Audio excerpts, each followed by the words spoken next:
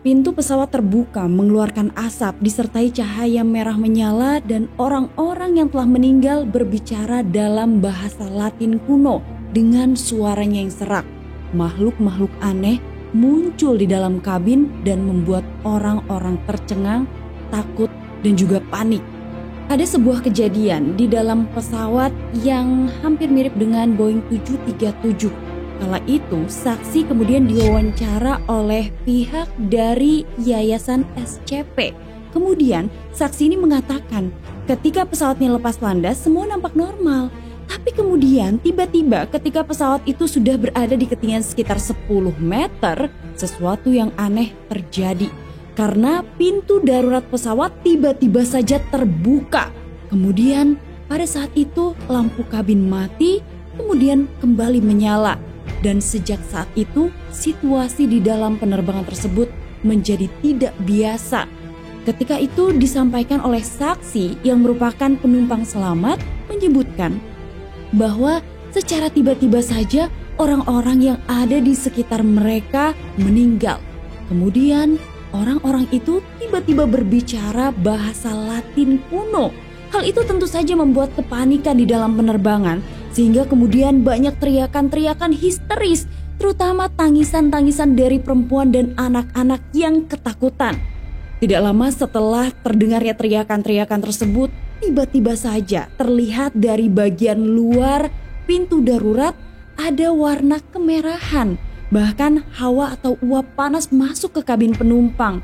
Nah, para penumpang yang ada di dalam penerbangan itu mengatakan mereka sangat takut karena hawa panas itu seperti berasal dari neraka. Tidak lama kemudian masuk sesosok makhluk yang sangat aneh. Mereka belum pernah melihat makhluk itu sebelumnya. Makhluk itu masuk kemudian mulai berjalan di lorong-lorong pesawat dan mulai membantai satu persatu penumpang. Saksi menyebutkan kaki dan tangan penumpang bahkan hampir putus setelah makhluk itu lewat dan mulai menghabisi satu persatu penumpang. Nah, saksi ini kebetulan duduk di kursi bagian belakang pesawat sehingga pada saat itu ia tidak melihat jelas apa yang terjadi. Namun ia bisa merasakan bahwa pada saat itu pesawat sedang terjun bebas. Entah apa yang terjadi di dalam penerbangan itu, karena menurut saksi setelah teriakan-teriakan kepanikan itu terdengar, tiba-tiba saja hanya ada keheningan dan ia menyadari pesawat itu telah mendarat meskipun bukan di bandara tujuannya. Bahkan sepertinya tidak pernah ada sesuatu yang terjadi di dalam penerbangan itu.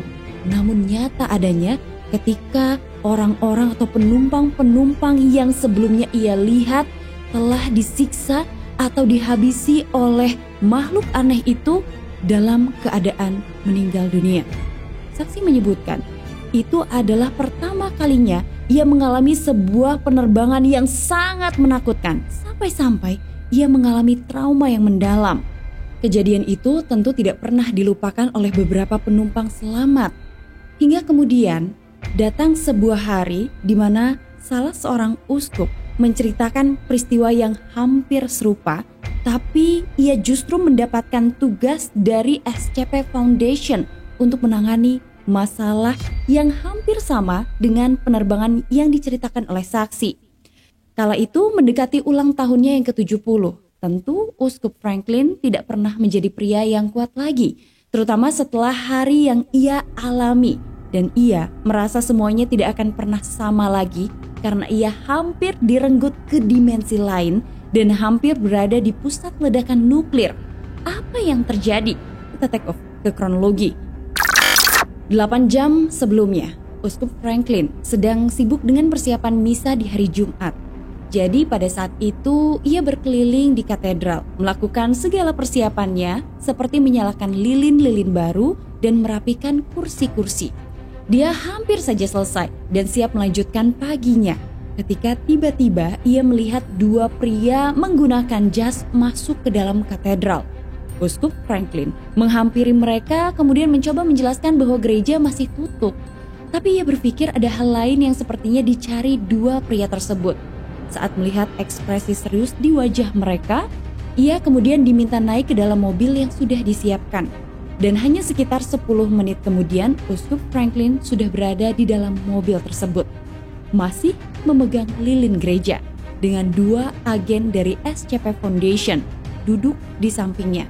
Ya, agen SCP, karena di video ini kita akan kembali membahas kisah SCP-616. Kembali ke cerita Uskup Franklin, 2 agen ini memberikan ia berkas demi berkas yang kebanyakan adalah redaksi, menjelaskan dasar siapa mereka dan kemana mereka sedang menuju. Namun bagi pendeta tua, hal itu terlalu banyak dan sulit untuk dipahami dalam waktu singkat. Ada yang ia baca dan sangat membingungkan. Yang jelas, meskipun dia selalu percaya pada kekuatan yang lebih tinggi dan percaya dunia spiritual atau sejenisnya, tapi ia merasa apa yang ia baca hari itu dan ia dengar dari 2 agen tersebut jauh lebih serius daripada itu. Ada penjelasan monster, alien, dimensi lain, portal, bahkan sebuah gerbang dimensi lain. Karena ini semua membingungkan, ia mempertanyakan hal-hal yang ia baca kepada 2 agen SCP Foundation. Tapi mereka hanya saling menatap dengan serius saat mobil melintasi jalan menuju landasan udara pribadi di wilayah antah berantah. Uskup Franklin selalu membenci terbang, tapi kali ini dia membencinya lebih dari biasanya. Ketika ia turun dari mobil dan ketika ia mendekati pesawat yang sedang terparkir, sejumlah kecil pria berkumpul di landasan pacu tepat di dekat sebuah pesawat Boeing. Sepertinya itu adalah pesawat yang cukup besar untuk sekelompok kecil mereka yang mungkin akan terbang saat itu. Namun saat itu setidaknya Uskup Franklin sedikit lega melihat bahwa tidak ada dari mereka yang membawa bagasi. Bahkan sebagian besar dari mereka sama seperti Uskup Franklin yang merupakan tokoh agama. Ketika Uskup Franklin mendekati sekumpulan orang itu, ia mengenali beberapa dari mereka. Ketika itu ditambah dengan kehadiran Uskup Franklin, jumlah mereka menjadi 7 orang. Orang-orang itu semua menatap ke arah Uskup Franklin dan tidak banyak bicara. Uskup Franklin mencoba menyapa untuk mulai bertanya-tanya, tapi 2 hal terjadi secara berurutan dan dengan cepat membuat ia akhirnya segera terdiam. Yang pertama, tiba-tiba saja ruang bagasi pesawat dibuka dan kotak-kotak besar dimuat ke dalamnya melalui forklift. Setiap kotak itu memiliki simbol dan tulisan bahaya nuklir. Kegelisahan terbesar muncul setelah melihat itu. Uskup Franklin berbalik menghadap kelompok itu dan ia segera menutup mulutnya. Mungkin kalian juga bertanya-tanya apa yang sedang terjadi di lapangan terbang itu. Kebenarannya adalah Uskup Franklin bersama dengan 6 uskup lainnya akan melakukan penerbangan rutin SCP-616. Di dalam pesawat ini terdapat pintu darurat yang dipasang simbol seperti simbol sekte sesat atau simbol setan. Sebenarnya pintu ini ketika dibuka di darat memiliki fungsi yang sama seperti pintu darurat lainnya dan mengarah keluar pesawat.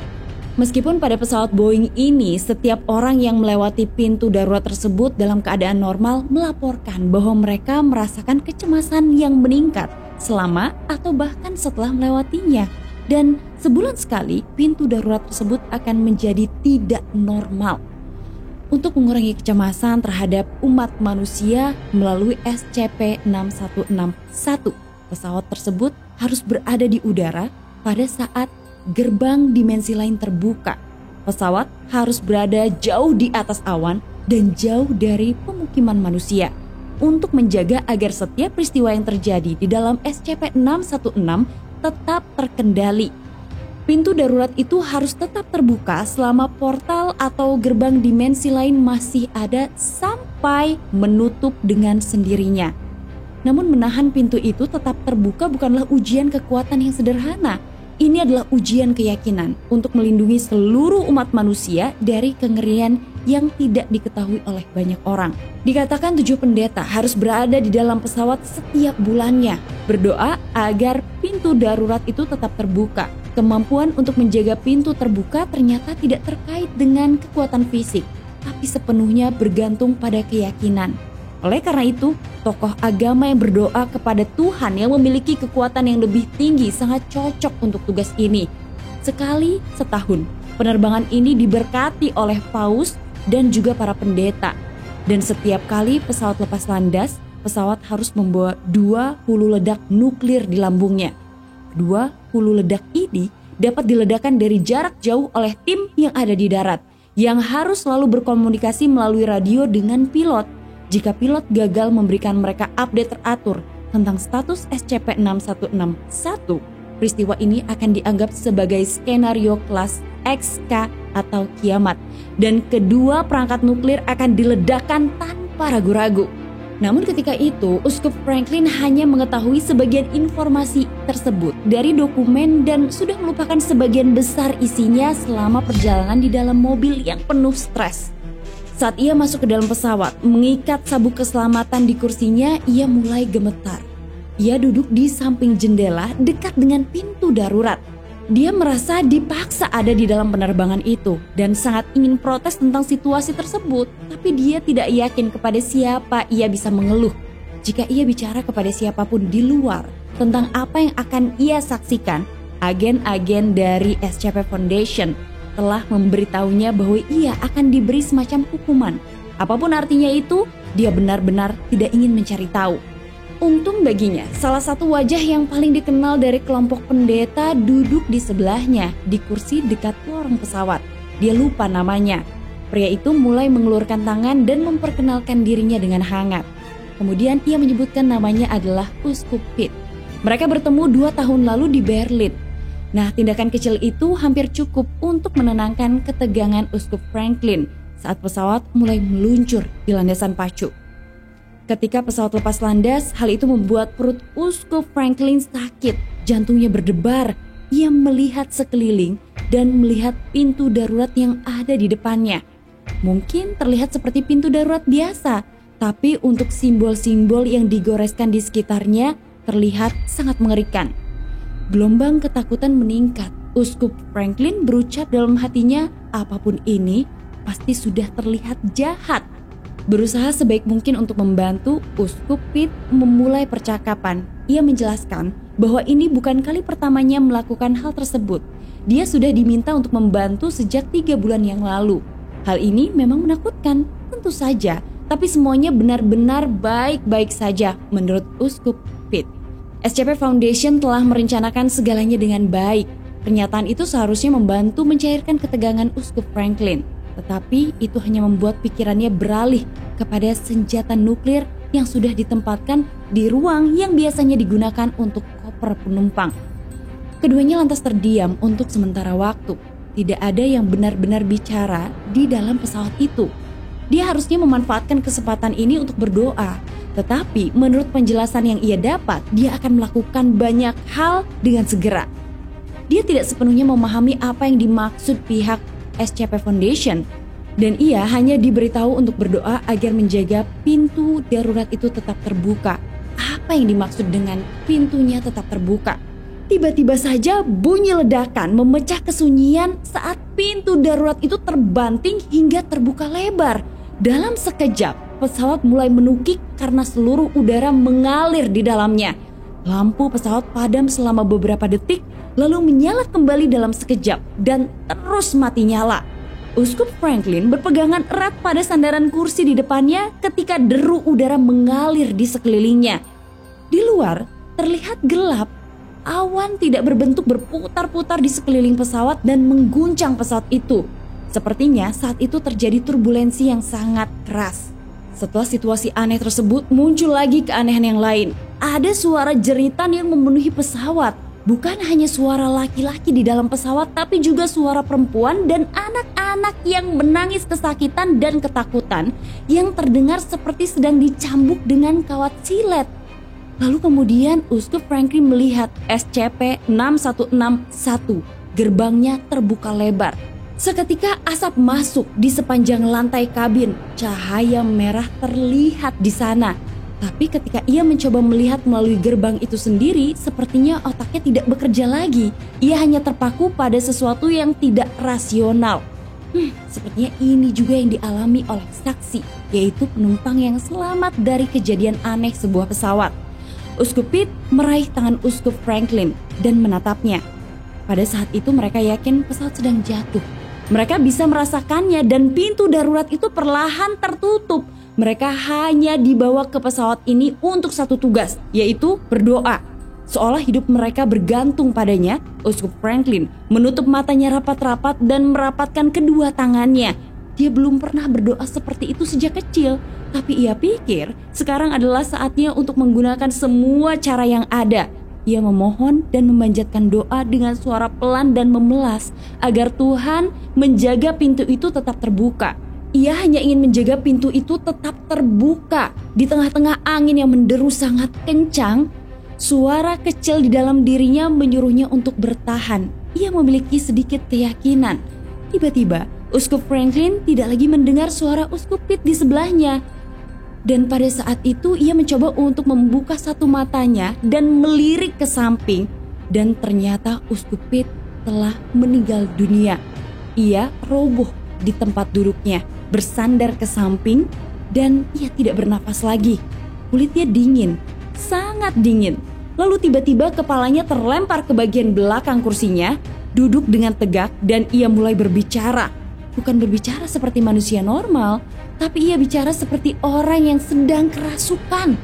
Matanya berputar-putar, suaranya serak, dan sepertinya tidak ada satu kata pun yang dikenali oleh Uskup Franklin. Kalimat yang keluar dari Uskup Pitt hampir seperti bahasa Latin tetapi jauh lebih kuno dan seperti sesuatu yang gelap. Saat itu pintu darurat semakin tertutup. Uskup Franklin mulai berdoa lagi. Kali ini lebih keras. Ia menekan kuku jari ke dalam telapak tangannya sehingga ia bisa merasakan darahnya mengalir. Dia perlu menjaga pintu itu tetap terbuka. Dia harus bisa. Pintu itu terbanting, terbuka kembali lebih lebar dari sebelumnya. Meskipun ada suara-suara di kursi di sebelahnya, mimpi buruk itu terus memenuhi pikirannya saat pesawat meluncur ke tanah. Nah, kalian tahu nggak sebenarnya pesawat itu tidak benar-benar menuju ke tanah. Faktanya pesawat itu terbang pada ketinggian 10.972 meter dengan kecepatan sekitar 780 km per jam. Selain kematian Uskup Pitt, segala di dalam pesawat itu berjalan dengan normal dan sempurna sesuai dengan rencana dari Foundation. Kematian pendeta, hanya resiko pekerjaan di dalam menjaga SCP ini tetap terkendali. Pilot di depan pesawat memperhatikan situasi di belakangnya sambil terus memberikan informasi ke pangkalan. Semuanya berjalan sempurna sesuai rencana, sampai sesuatu yang lebih menakutkan muncul. Uskup Franklin bukanlah orang pertama yang melihatnya. Tapi nasib sial itu didapatkan oleh Uskup Michael yang duduk paling dekat dengan pintu darurat. Ia pertama kali melihat sesosok makhluk aneh saat menatap ke arah luar. Tapi teriakan ketakutannya memperingatkan mereka yang ada di sekelilingnya, yang tiba-tiba saja tenggelam oleh kegaduhan lainnya. Sesosok makhluk mengerikan masuk ke dalam kabin melalui pintu yang terbuka. Namun pada saat ini sudah terlambat bagi Uskup Michael. Ia sangat dekat jaraknya dengan makhluk itu. Dan makhluk itu sangat mengerikan. Ia memiliki sekumpulan mata yang ada di hampir semua tubuhnya. Ia memiliki sayap yang hancur atau robek dengan tentakel yang sebagian merangkak di lantai. Makhluk ini langsung menyerang Uskup Michael dengan juluran tentakel dan Uskup Michael meninggal dunia. Saat itulah Uskup Franklin melihatnya dan mulai panik. Yang dia inginkan hanyalah berhenti berdoa, membiarkan pintu darurat itu dibanting tertutup dan juga menjauhkan makhluk itu dari mereka semua.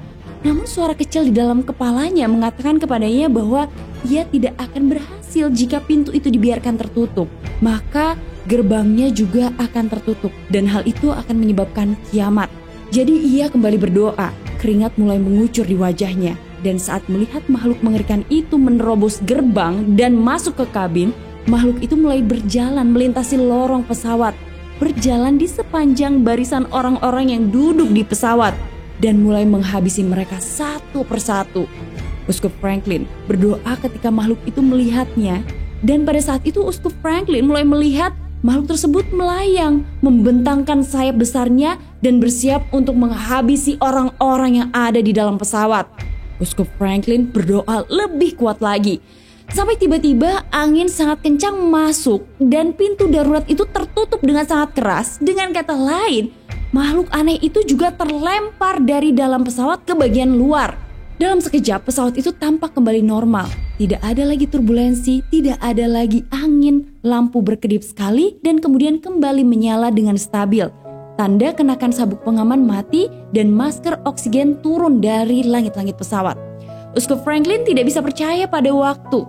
Ketika dia melihat jam tangannya, ternyata ia baru menyadari ia telah berada di dalam pesawat itu selama berminggu-minggu, bukan hanya sekitar 4 jam. Itu tidak masuk akal. Semuanya seperti mimpi dan pesawat itu seperti sedang mengelilingi landasan. Dan ternyata memang benar, pesawat itu bersiap untuk mendarat. Sekarang, segala sesuatu di dalam pesawat terasa benar-benar normal baginya. Kecuali tentu saja keempat jenazah yang ada di dalam pesawat itu. Pesawat kemudian mendarat. Uskup Franklin tersadar dan mulai turun dari tangga pesawat dan ia mulai muntah-muntah di aspal. Setelah beberapa saat yang membingungkan, pilot menghampirinya dan mengucapkan terima kasih dengan cepat. Saya hampir memutuskan untuk menyebutnya kegagalan dan meminta mereka meledakkan nuklir. Saya tidak tahu apa yang Anda doakan, tapi Anda melakukan hal yang baik hari ini. Ucap dari sang pilot.